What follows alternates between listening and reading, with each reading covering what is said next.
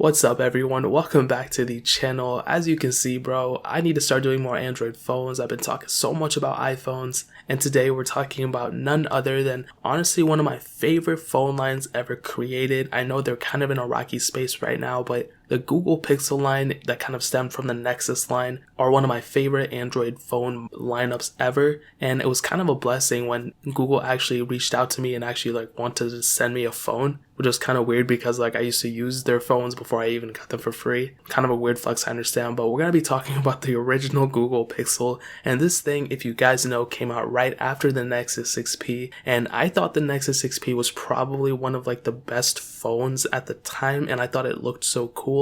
But then it had those huge issues that, people really kind of looked down upon the 6P, rightfully so, but the Google Pixel kind of picked it up from there. And this is a classic case of software over hardware, okay? Because this thing, I'll be honest, I hate to say it, but it's, pretty apparent. This thing is not the best looking thing in the world, especially in today's standards, but it still has a lot going for it, which is kind of funny to say. This thing literally looks like a phone that, like a demo phone in a way. It's just supposed to be really good software on a phone that's just temporarily in a phone like that. That's the best way I can put it. I don't even know. But this is the smaller Google Pixel. I'll be covering the Pixel XL later on. And this thing came out in 2016 in October. So this year it will be turning 4 years old. So that's pretty crazy. It doesn't even feel like it's 4 years old. On the front, you can see we have a 5-inch AMOLED display, and it's 1080p, and I actually think it's a pretty good panel. I don't think it's a bad panel at all. It's actually pretty decent. I would still say the Galaxy series phone that came out in 2016 is better than this, this Galaxy S7.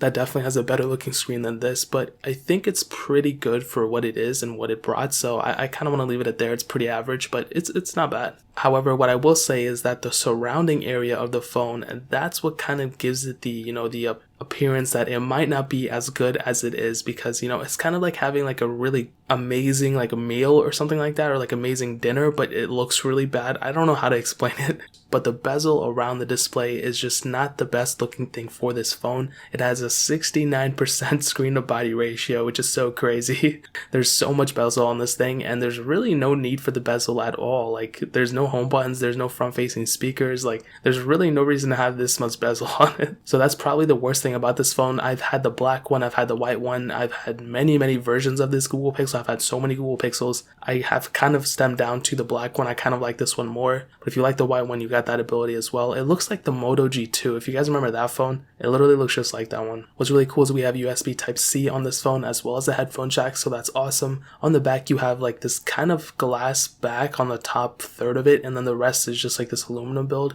You have a fingerprint sensor on the back as well, which is really cool, as well as a single camera setup. There's no multiple cameras, but I'll talk about the cameras in a second. So to kind of just sum up the whole entire body, obviously the worst thing about it is the way it looks, but the best thing about it is what's inside. So at this time in 2016, phones still had a little bit of bezel on it, so it's not the worst thing ever, so I totally understand. But nowadays, when we have phones that are so bezel-less, they have very little bezel on them, looking at a phone like this, it just does not make this thing look like the best thing ever. So that kind of covers it up in terms of the outside. Hopefully you guys followed me with that if I didn't confuse any of you. Now, hitting on the software, this is probably the best thing about this phone, and the thing that actually surprises me quite a bit. This thing started off with Android 7.1 Nougat. We are able to upgrade it to Android 10.0, which is just Q. I guess they didn't want to do any more dessert names. And that's probably, like I said, the best thing about it. We are able to get the latest and greatest version of Android on this thing. And that's a testament to Google and just, Android in general. Google has been very nice into supporting their Pixel line, which is awesome. And to think it got all of Android 7, it got all of Android 8, it got all of Android 9, and it's going to get all of Android 10.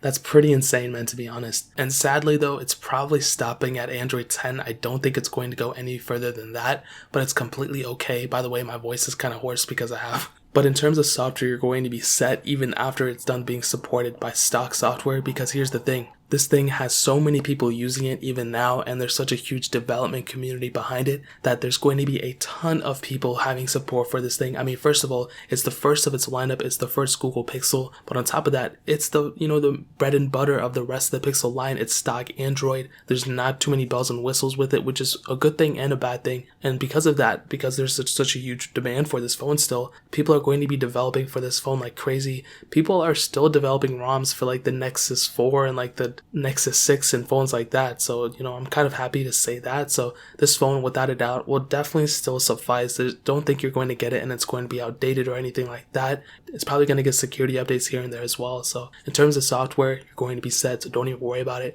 Now moving on to the performance side of things, this thing started off with the Qualcomm Snapdragon 821. It didn't start off with it. It still has a Qualcomm Snapdragon 821 chipset. It has quad-core CPU, an Adreno 530 GPU, and there were two different models of the Google Pixel, a 32 and 128 gigabyte model, and both those models had 4 gigabytes of RAM. Now what I'll tell you is, without a doubt, do not pick up a 32 gigabyte phone in 2020. I would be kind of hesitant to pick up a 64 gigabyte variant as well. My 11 Pro is 64 and I really haven't had too many issues with it, but to kind of be, on the safe side, try to get more than 64 if you can, but definitely do not get a 32 gigabyte phone now. But in terms of performance, this is what I'll tell you. I think this phone is still a very good performing phone for the price, age, and the time frame it was released. It wasn't trying to be like the best performing phone at the time, but the sad thing and the scary thing is that this phone has the same amount of RAM as Google Pixel 3 XL, which just came out last year or in 2018. So the RAM side, I don't know, it doesn't really require a lot of background processes and everything to run this UI. It's stock Android. There's not a lot of things going on in the background. So in terms of you opening apps and closing apps and keeping them in the background, it's kind of hit or miss. There's been some, people who have had issues with that specific RAM management side, but it's 4 gigabytes. If Google put like a much bigger amount of RAM in it, if that makes sense, I think that would have been really cool and they would have had a huge success on their hands. This is a success regardless. Performance isn't bad or anything. It's just a little bit choppy here and there. It's a little bit slow, which is expected. It came out in 2016, but compared to other phones that came out in 2016, like the Galaxy S7, this phone is not that bad. I think it has more in tune with like the iPhone 7s in a way too. But if you think about it, the iPhone 7s have had huge problems as well with their whole reboot and audio IC issues. The Google Pixel has been pretty decent. There really hasn't been many like crazy drama with this phone since it's been released besides the screen issue, I think. But other than that, performance wise, it's really good still, and I attribute that a lot to the UI and the whole entire interface being stock. Now what I will say is that the Galaxy S7 I think had 4 gigabytes RAM, it probably had 3, but the Galaxy S8 had 4 gigabytes of RAM. So in terms of that was a time frame this phone was being released. Now we're having phones with like 8 gigabytes of RAM, so I feel like the RAM would be the only issue on this phone. Other than that, performance really isn't that bad. It's pretty much what you would think and what you would expect out of a phone like this. So in terms of performance, I think it's definitely good for this phone and for the price and everything, so that's definitely a good thing. Now moving on to the camera side of things, this thing has a single 12.3 megapixel camera on the back. You have a single 8 megapixel front facing camera. And what I can tell you about that back camera is, you can shoot 4K videos at up to 30 frames per second, 1080p at up to 120. And I do think overall this camera quality is still pretty good. You're able to do a lot with it. The quality is good. The video quality is pretty decent. The audio quality is not really that good, which is the biggest downside of this thing. But the thing that I always tell people at this time and frame, and it has a lot to do with all of these older phones that have been coming out, it's not necessarily the quality of the photos or the videos. It has a lot more to do with the actual hardware of these cameras. So there's only a single camera setup. It does not have a telephoto lens or an ultra wide sensor. And going into 2020, that is something that a lot of phones do have. A lot of phones have at least one additional camera sensor. And I feel like if you don't have one, either a telephoto or an ultra wide, you're kind of letting yourself go and you're kind of not future proofing yourself in a way. And that's probably the biggest downside. I hate to say it like that, but the quality and everything is it's definitely the main thing, but now there's all these other little things that are on top of that we have to kind of watch out for now. So what I'll tell you is, in terms of the overall quality, I think the quality is great for the phone and for the price and everything. It was very praised for the camera quality, but I do think the one thing that's limiting it is the hardware itself. So it's not a horrible thing. I'm not saying it's the worst thing ever, but that is something that you might see yourself kind of, saying here and there. If you look at all these other people who are doing crazy things with their cameras and you only have a single camera, that might make you feel away. So that's pretty much it. I don't want to go too deep into it.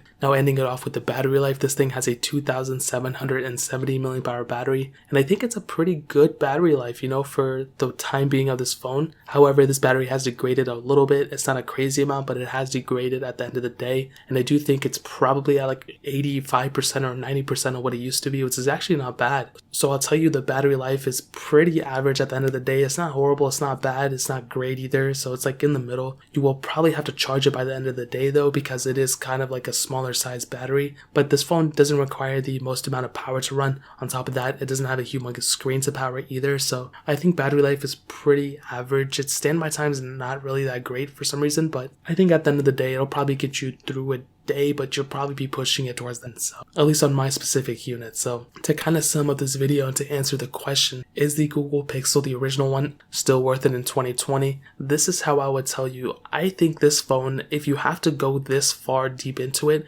I think this phone is probably still worth it. I think it still has quite a bit of, life left in it. It has a lot going for it too. Software is there. It's stock software, so you don't have to ROM it or anything to keep it stock. You have pretty decent performance. You have a pretty decent camera. You're lacking some things, but I think this phone is a pretty basic phone at the end of the day. What I will say though is that if you can spend a little bit more money, I would probably tell you to at least go for a Google Pixel 2 or a Google Pixel 2 XL, probably the Google Pixel 2. That would be a little bit of a better phone, and that one is at least getting an extra version of Android on top of the Google Pixel, so I'd probably recommend you going that way. I will be having a video soon talking about the Google Pixel 2, so keep it locked down on the channel so you don't miss that. But if you want to find the cheapest Google Pixel or Google Pixel 2, eBay is probably your best bet, but I will find the cheapest ones on Amazon and link it down in the description below so you guys can get it from there and help support the channel at the same time. But that is pretty much it. If you guys have any other questions or anything, let me know in the comment section below. Hit that like button, that would mean so much, but definitely hit that subscribe button. Every single subscriber that we get really does count, so it would mean so much if you guys could hit that. Also check out the other links down in the description as well. My Twitter, my Instagram, my second channel. All those links are linked down below. I'd really appreciate it if you guys could check it out. But more importantly than everything else, I love every single one of you guys. Hopefully I'll catch you guys in the next video. Peace out till then.